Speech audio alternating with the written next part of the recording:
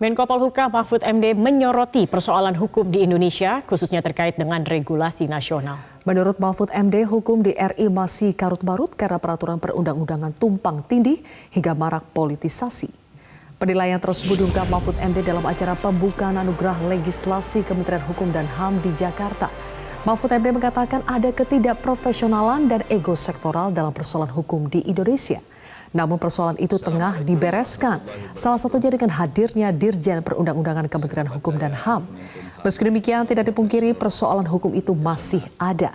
Calon Wakil Presiden Ganjar Pranowo itu pun menyinggung adanya politisasi hukum.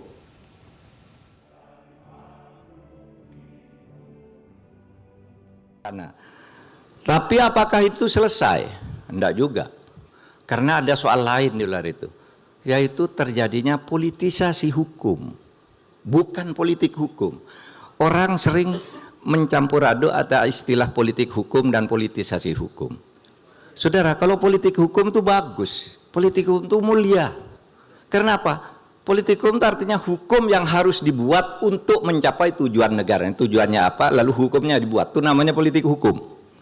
Kalau politisasi hukum, hukum dijadikan alat politik. Sehingga kalau saya ingin ini, masukkan aja pasal ini.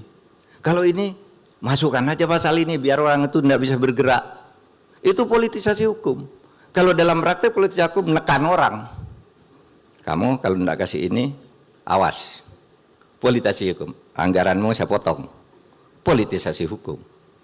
Sehingga saudara, kita harus meluruskan di dalam berpikir tentang politik dan tata hukum kita itu antara politik hukum dan politisasi hukum dua hal yang sangat berbeda.